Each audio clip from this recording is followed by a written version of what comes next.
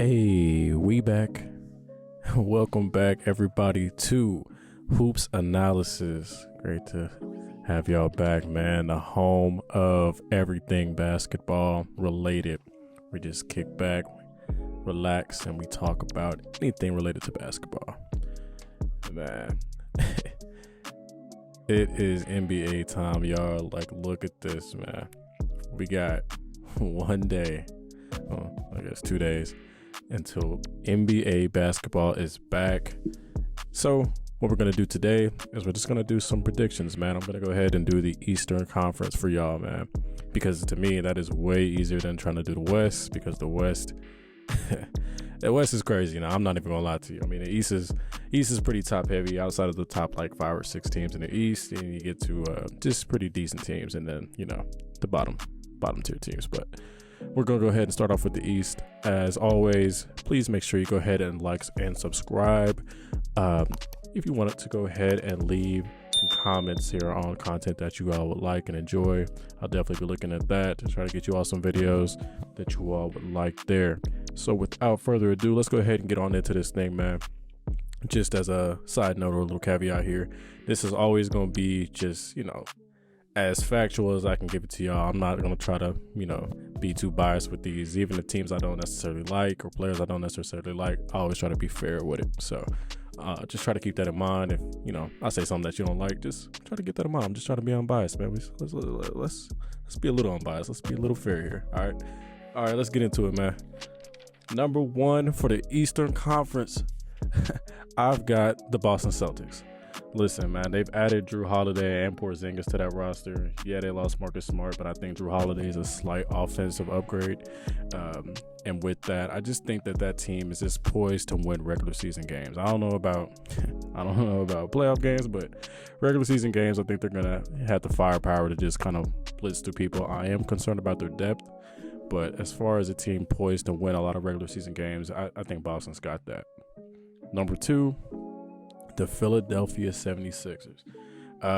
Yeah, people are going to be surprised by that, but I do think that they always play very well during the regular season. I think as long as you've got Embiid on your team, that definitely makes you a contender to definitely win a lot of regular season games. So I'm looking for them to do that. I think another step from Tyrese Maxey is also in play there as well.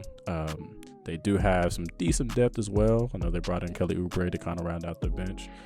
So I would definitely look for them to play pretty well under Mr. Nick Nurse this year. So yeah, I've got them at number 2, though I could see them slipping all the way down to number like 4. But I'm gonna pick them at 2. We're gonna see how that play out. At number 3, I got the Bucks.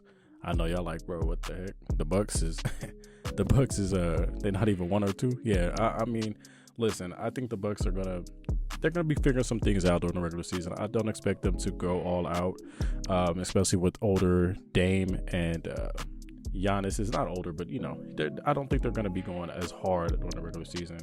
And I do have some concerns about how they're going to look defensively with Dame now. So while they're figuring all that out, I do think they're going to slip in some wins to some other teams that are going to be trying to get wins in the regular season. But still, I'm going to have them as a top 3 seed. Maybe they finish a little bit higher than top 3. Maybe they finish number 1, but I see them as like 3, maybe even 4. At number 4, I do have the Cleveland Cavaliers. I think they're poised for another very good regular season. They were very good during the regular season last year. They added a little bit of shooting to kind of open up the court a little bit more around that you know, big man front court they've got going on between Jared Allen and Evan Mobley. So I do think they are poised to once again be a very good regular season team, though I still have concerns about them in the postseason. Let's go to number 5. I've got the Knicks. The Knicks have added some decent players in free agency, most notably DiVincenzo. I think he helps kind of blend some lineups together for them. I'm not so sure about the Knicks, but I'm more sure about them with Jalen Brunson than I've ever been. I'm just not so sure because I'm not ever sure what I'm going to get out of Julius Randle. But to give the Knicks credit, I do think they're going to be a definitive like top 5 seed. Maybe even finish a little bit higher than that, but probably somewhere in the top 5 would be fair. At number 6, I've got the Atlanta Hawks. I actually think the Hawks might finish a little bit higher than this. They might even finish like 4. I think they've kind of retooled around Trey and DeJounte. And with the shipping out John Collins, I think it's going to open up the floor just a little bit more for those two to operate. And I'm looking forward to them kind of being a little slept on this year. So we're going to see. I definitely had the Hawks at number 6, but they can definitely be higher than that. Let's see. At number 7, we have the Miami Heat. I know y'all probably like, what the hell? The Miami Heat. Listen, man. I just can't count them boys out. Tyler Hero's coming back. He's definitely going to assist them in getting some regular season wins. And as long as you've got Eric Spoelstra, Jimmy Butler, and Bam Adebayo on your roster, man, I don't know if I can just say definitively that they're gonna be a bad team. Even if their roster really has me kind of scratching my head, I gotta put some respect on their name and say I think they'll at least be a top 7 seed, even though their talent would suggest that maybe they shouldn't be. At number 8, I've got the Nets, man, the Brooklyn Nets. I think this is another team that's kind of going to get slept on a little bit, but I definitely got to give it to them, man. They have a lot of roster versatility between their forwards and their guards. I don't know how strong their guard play is outside of Spencer Dinwiddie. I mean, I know you do have my man's name is slipping my mind right now, but I know that with Spencer Dinwiddie, you got Nick Claxton still as a defensive presence. Ben Simmons looking for a revenge season, along with just multiple plug-and-play pieces like Mikal Bridges and Cam Johnson. I think there's so much versatility on that roster with the wing depth that it's just going to be – they're going to be a very good regular season team to me, or at least a team that kind of sneaks up on some people. So I'm looking forward to that. Yeah, number 9. Yeah, shout out to my Bulls fans, man. I know y'all gonna be mad about this one. I got the Chicago Bulls.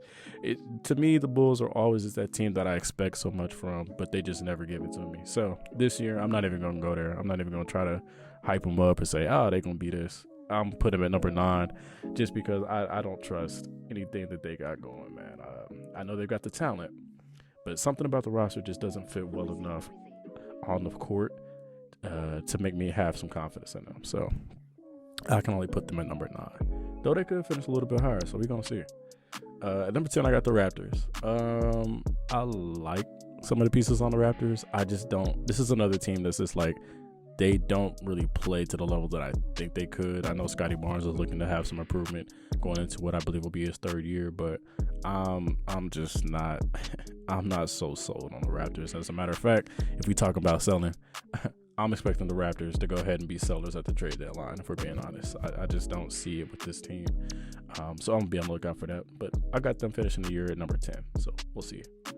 At number 11, I've got the Indiana Pacers with Mr. Tyrese Halliburton leading the way. I'm expecting another step from him there.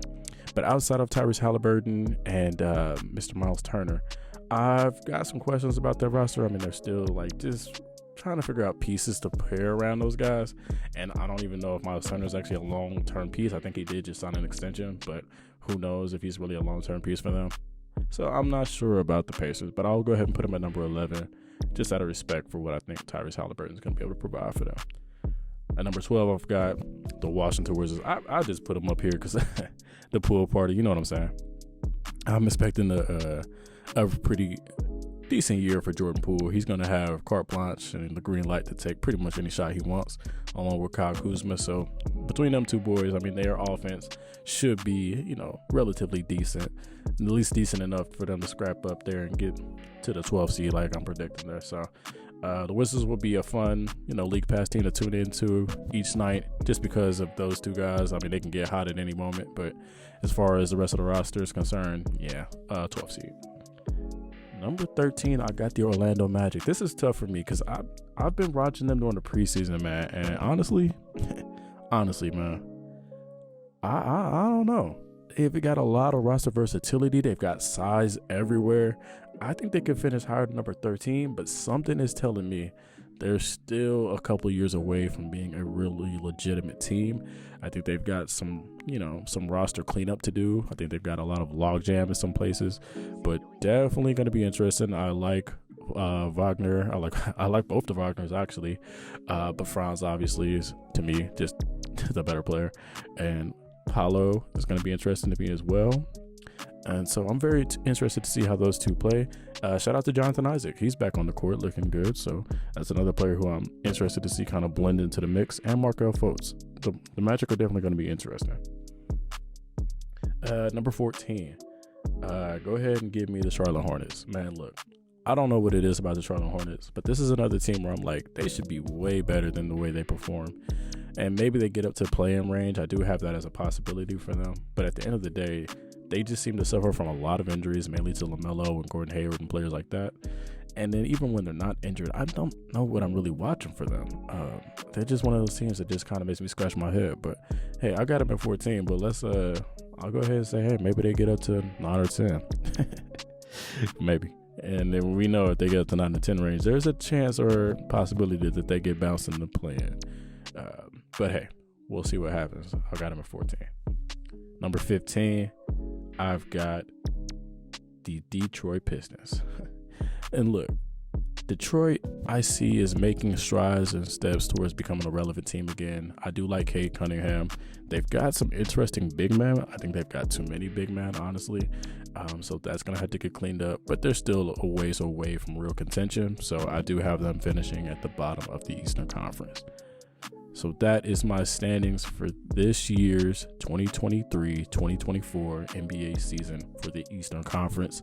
Let me know what y'all think of this ranking. I mean, let me know what you hate about it. Let me know what you like about it. Go ahead and let me know how y'all feeling about this. As always, please give this video a like if you enjoyed it. And I'm just really excited, man, for basketball. I mean, I cannot believe it feels like we've been waiting for like 2 years for this season to come, but it's really going to be exciting. I'm excited for all the fan bases, man. Y'all get to watch basketball again. So let's enjoy this thing. As always, I love y'all. Peace.